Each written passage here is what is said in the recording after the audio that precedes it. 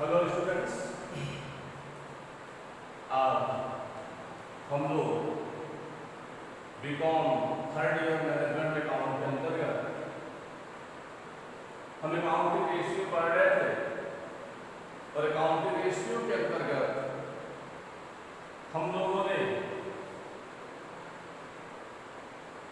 पहला जो पढ़ा था लिक्विडिटी रेशियो, दूसरा हमने प्रॉफिटेबिलिटी रेशियो पढ़ा था, तीसरा हम लोगों ने कल एक्टिविटी रेशियो पढ़ा। अब एक रेशियो इसमें और आ गया है solvency ratio.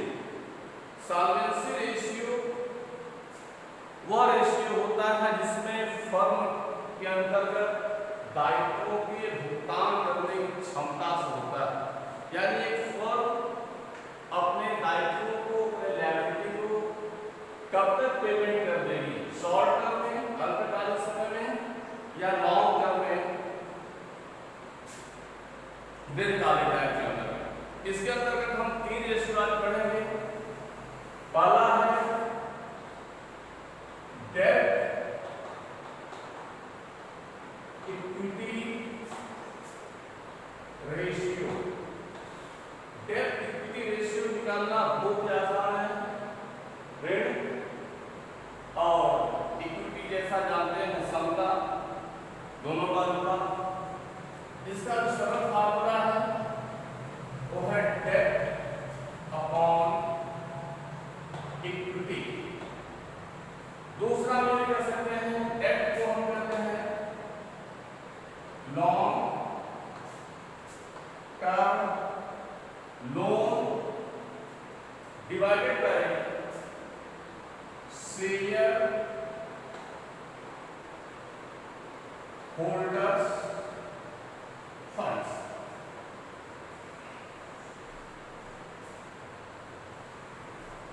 Long term loan divide by share holders fund या डेट अपॉन इक्विटी, इसमें कौन कौन से आइटम आते हैं? तो डेट के अंतर्गत जितने भी नॉन करंट लायबिलिटीज के अंतर्गत आते हैं वो सारे अमाउंट डेट में भी आते हैं, जैसे such as debenture, long term loan, जहां भी लॉन्ग टर्म लोन लिखा रहेगा, long term loan, bonds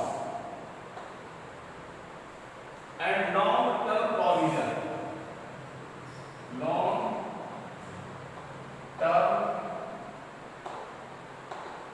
provision.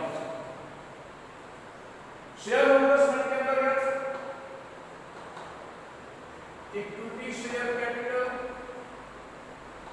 Equity share capital,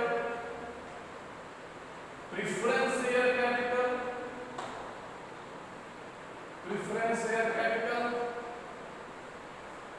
reserve and surplus, reserve and surplus. Reserve surplus के अंतर्गत security premium reserve, general reserve, credit balance और profit and loss account, ये सारे item reserve and surplus के अंतर्गत आते हैं। Balance sheet में आप पढ़ सकते हैं। तो इस तरीके से डेट इक्विटी रेशियो निकालने का फॉर्मूला होता है डेट अपॉन इक्विटी। यह फर्म के लॉन्ग टर्म फाइनेंशियल पोजीशन को इंक्रीज करता है। हम एक क्वेश्चन सॉल्व करेंगे आपके सामने। क्वेश्चन हम लिख देते हैं, कैलकुलेट, मैं क्वेश्चन लिख रहा हूं, calculate date equity ratio, calculate date equity ratio. पहला चीज दिया हुआ जैसे 1000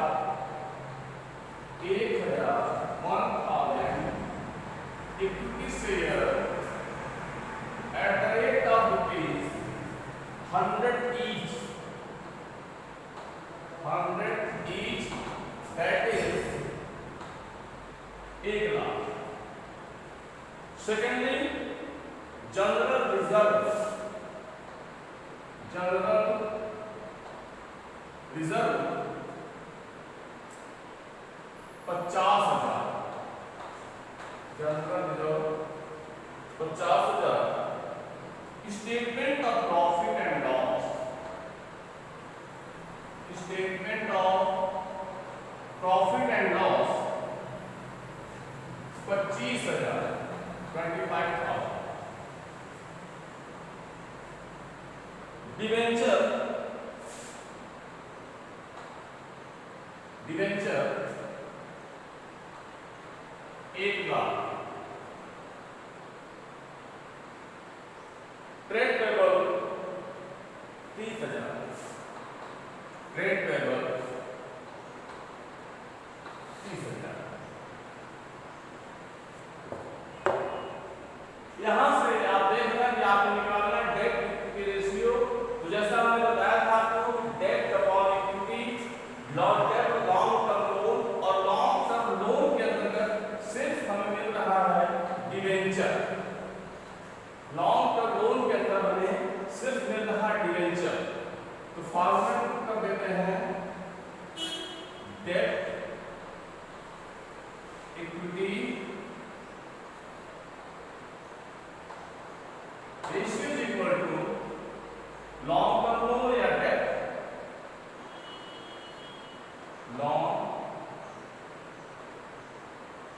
term loan divide by share holders fund, divide by share holders fund.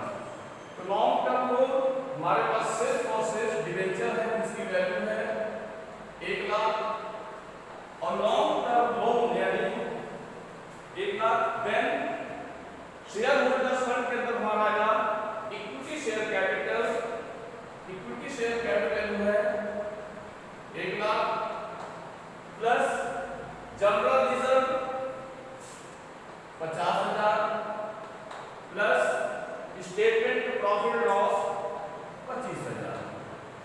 तो 1 लाख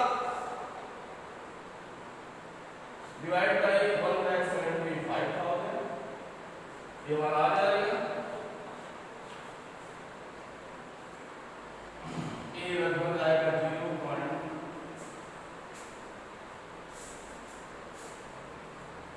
0.57 टाइम्स आ जाएगा। ये इस तरीके से आप बहुत आसानी के साथ हम डेट इक्विटी से निकाल सकते हैं। सेकंड जो फार्मूला है वह है प्रोप्राइटरी रेशियो। प्रोप्राइटरी रेशियो स्वामित्व अनुपात।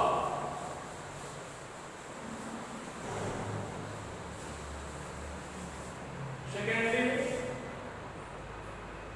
प्रोप्राइटरी रेशियो, इसको स्वामित्व अनुपात कहते हैं। इसका जो फॉर्मूला होता है share holders funds, share holders funds divided by total assets, divided by total assets. Total assets means current assets as well as fixed assets. Total assets में हम सबको लेंगे non current assets plus current assets, दोनों को ले लेते हैं।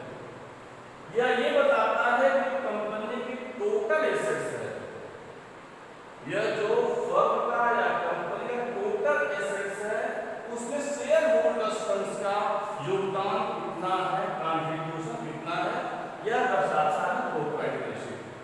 जैसे एक क्वेश्चन हम लेकर समझेंगे इसको। क्वेश्चन लेते हैं, आप देख लीजिए, पढ़ लीजिए। 1000 share calculate first of all calculate proprietary ratio, proprietary ratio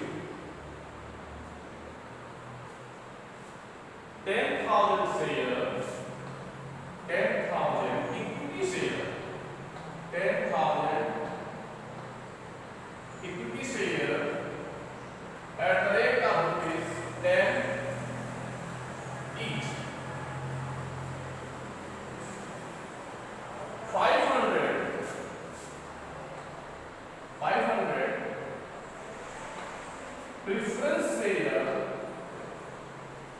at the rate of rupees 100 each, एक 10,000 10 इंच ये बराबर हो जाएगा 1,50,000 sorry 500 preference share 100 each, that is 50,000. Reserve and surplus, reserve and surplus ये दिया हुआ है 50,000. Secondly non current liability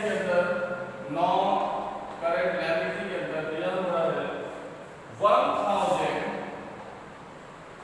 12% debenture at the rate of rupees 50 each. 50 each. It is 50,000. एक टोटल हमारा हो जाएगा 3 लाख. एसेट्स के अंतर्गत पहला है non current assets 2 lakh and current assets 1 lakh, total 3 lakh. Total 3 lakh हमें निकालना है प्रॉफिट रेशियो, जिसका फार्मूला होता है share holders funds divided by total assets. तो शेयर होल्डर्स फंड के अंदर आप देख रहे हैं बैलेंस शीट के अंदर शेयर होल्डर्स फंड में equity share, preference share, reserve and surplus. Equity share हमारे पास फार्मूला है share holders fund divided by total asset. तो शेयर होल्डर्स फंड के अंतर्गत 1 lakh equity share plus 50,000 preference share, reserve and surplus 50 lakh. Total हमारा share holders fund हो गया 2 लाख. और जैसा आप जानते हैं टोटल एसेट्स में हम current assets as well as fixed assets दोनों लेते हैं. तो ये है हमारा 3 लाख.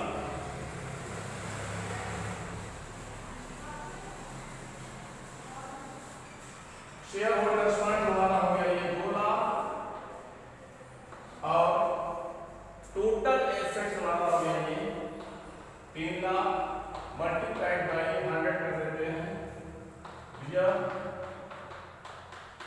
66.67% आ जाएगा. प्रॉफिट रेशियो यानी यह रेशियो ये दर्शाता है कि जो कंपनी का टोटल एसेट्स है उसमें स्वामी का अनुपात 66.7% है. नेक्स्ट आता है एक और है इसमें रिटर्न ऑन कैपिटल एम्प्लॉयड. तीसरा जो हम निकालेंगे वह है return on capital employed.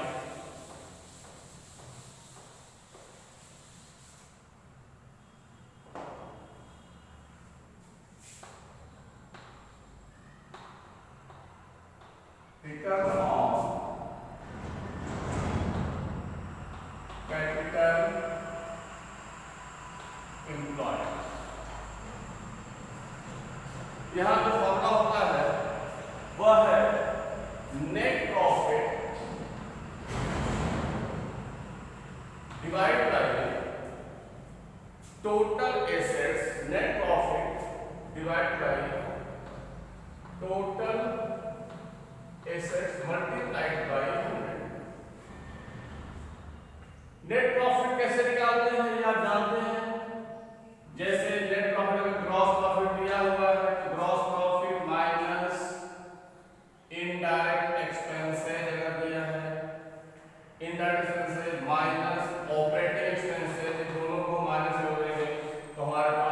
Net profit आ जाएगा। अगर क्वेश्चन में सीधा सीधा नेट प्रॉफिट नहीं दिया है तो टोटल एसेट्स जैसा जानते हैं, current assets as well as fixed assets, इस तरीके से हम निकाल सकते हैं इसको।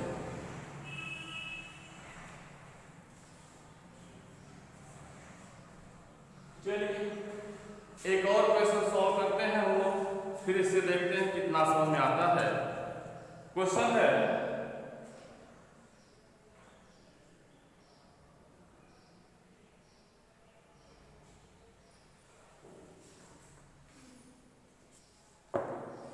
नेट प्रॉफिट इस बेटा की क्या ध्यान रखना है कि profit before interest and tax. Net profit इसलिए होता है profit before interest and tax. इसमें कंफ्यूज नहीं होना है।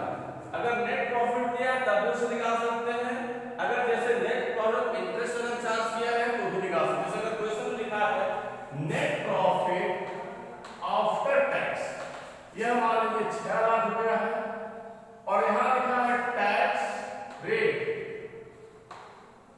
नेट पर बिफोर टैक्स टैक्स रेट लिखा है यहाँ 50%, तो हम 6,000 का माइनस कर देंगे, नेट प्रॉफिट आफ्टर टैक्स आ जाएगा। लेकिन यहाँ net profit before interest and tax लेना है।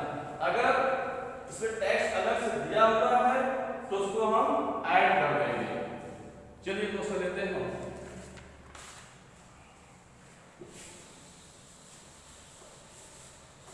क्वेश्चन लेते हैं जैसे कैलकुलेट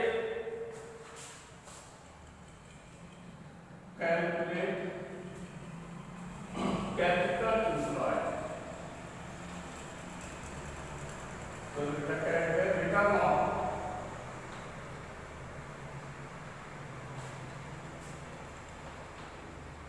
कैपिटल एम्प्लॉयड। क्वेश्चन जिन इंफॉर्मेशन हमारे पास है, पहला है profit before interest and tax. Profit before interest and tax is given rupees 3 lakh. Second हमारे पास 10% डिवेंचर, 10% डिवेंचर ये है 4 लाख। थर्ड है टोटल एसेट, टोटल एसेट हमारे पास है 12,50,000। टोटल करंट लायबिलिटी है 1,50,000, 1,50,000। Equity share capital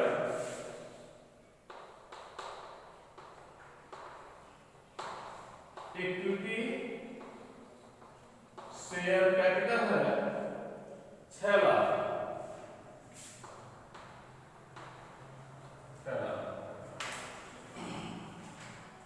statement of profit and loss है, statement of profit and loss है 1,50,000 एंड रेट ऑफ टैक्स यह है 25%। हमें निकालना है return on capital employed. Return on capital employed निकालने फॉर्मूला निकाल दो।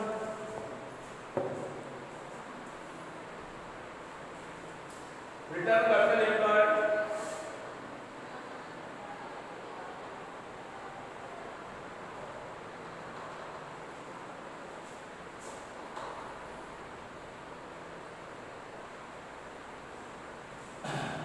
Profit before interest and tax, profit before interest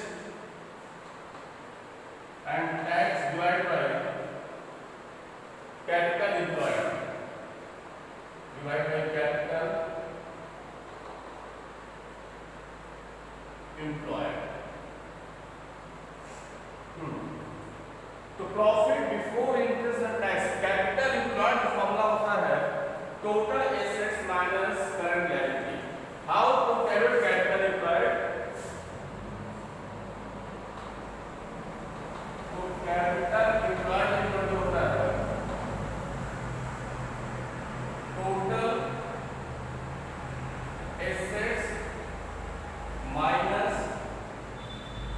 current liability.